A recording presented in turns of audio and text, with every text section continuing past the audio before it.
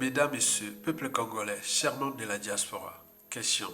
Le général Oligui Nguema est-il psychanalytiquement complexé vis-à-vis du despote Denis Sassou Nguesso au crépuscule et pourquoi? C'est tous les questionnements. Et voici pour vous quelques éclairages à la fois citoyennes et intellectuels de la problématique posée. Oligui Nguema est-il psychanalytiquement complexé vis-à-vis du despote Denis Sassou Nguesso? D'abord, c'est quoi la psychanalyse?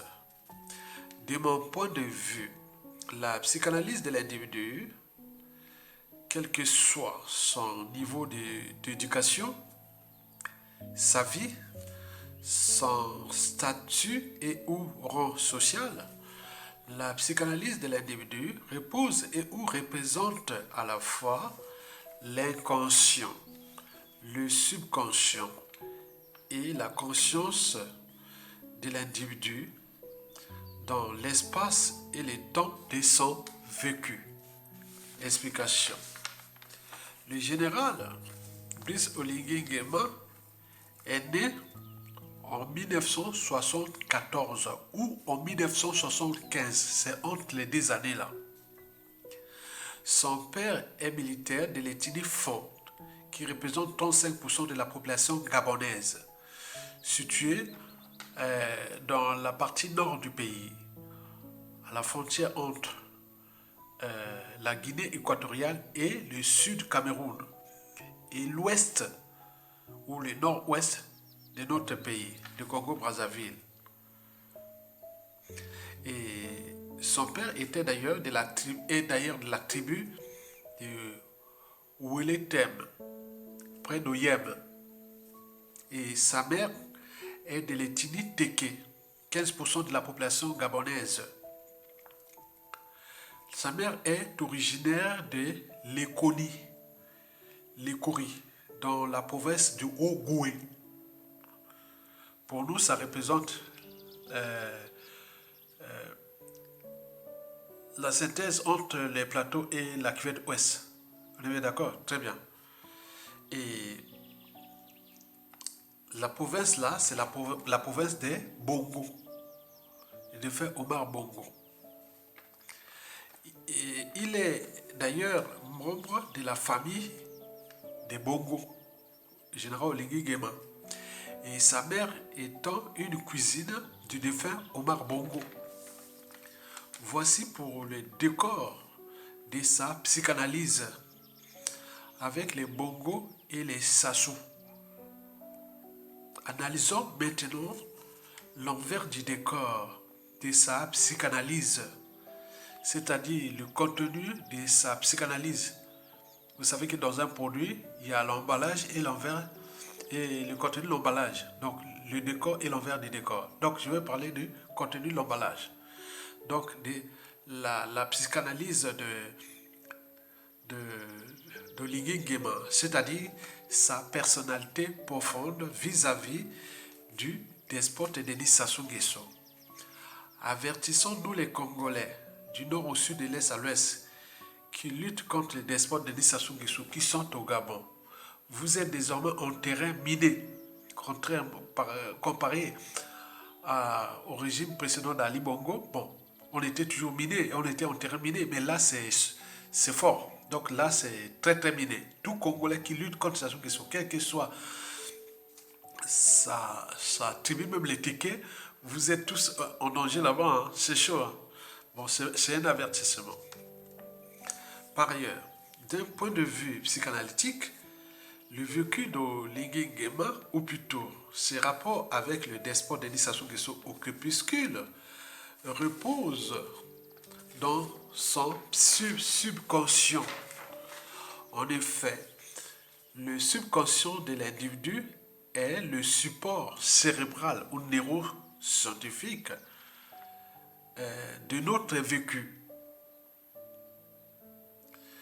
Vous le savez que notre vécu va de la naissance à la mort. On a eu des joies, des périodes de joie, des périodes difficiles, de tout ce qui est de la vie de l'individu quand il grandit.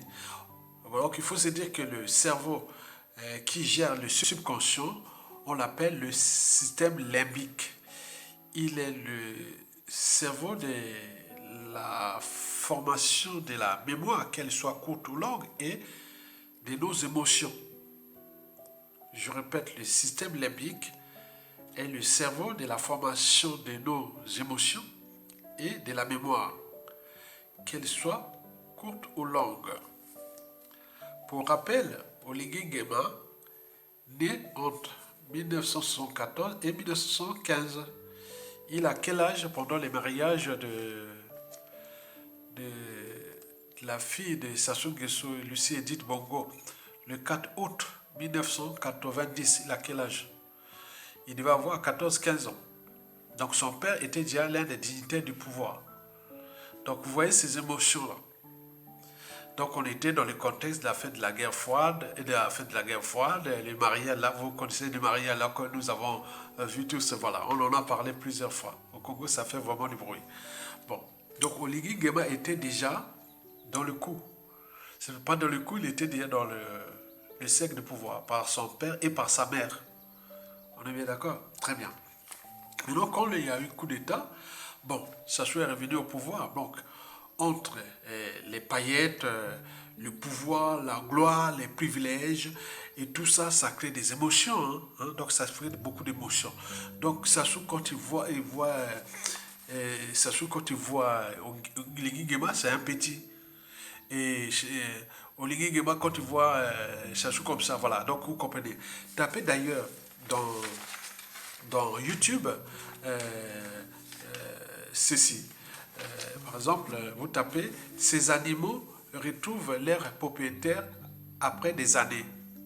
Vous tapez aussi, si vous voulez, vous tapez encore « Les animaux réunis après avec leur maître des années après ». Donc, ça crée des émotions. Vous comprenez ça? Donc, il y a beaucoup d'émotions là. Donc, la problématique de la soumission inconsciente ou subconsciente de Oligui Nguema vis-à-vis des despotes Denis Sassou Nguesso porte à examiner ces éclairages psychanalytiques au regard de ce vécu-là, dès 1989 jusqu'à nos jours. Donc il a dû avoir les devants partir à Oyo, et d'où tout ça, il connaît tout ça. Donc vous comprenez ça? Donc c'est leurs émotions. Voilà pour l'essentiel du traitement donné à la psychanalyse ou à la personnalité profonde de soumission volontaire ou non de Oligui Nguema vis-à-vis des despotes de Sassou Nguesso. Toutefois, certains analystes me disent que bon, c'est le baiser de la mort. Peut-être qu'après Ali Bongo, c'est le tour où Oligui Nguema va donner le baiser. Non, certainement pas. Donc il faut se dire que c'est plutôt le Sassou qui est déjà dans le pouvoir de Oligui Nguema qui à tout instant peut les fracasser. On est bien d'accord? Donc il faut comprendre ces enjeux-là pour que vous puissiez prendre conscience du danger pour nous, peuple congolais, et la presse Sassou qui se décide. Merci.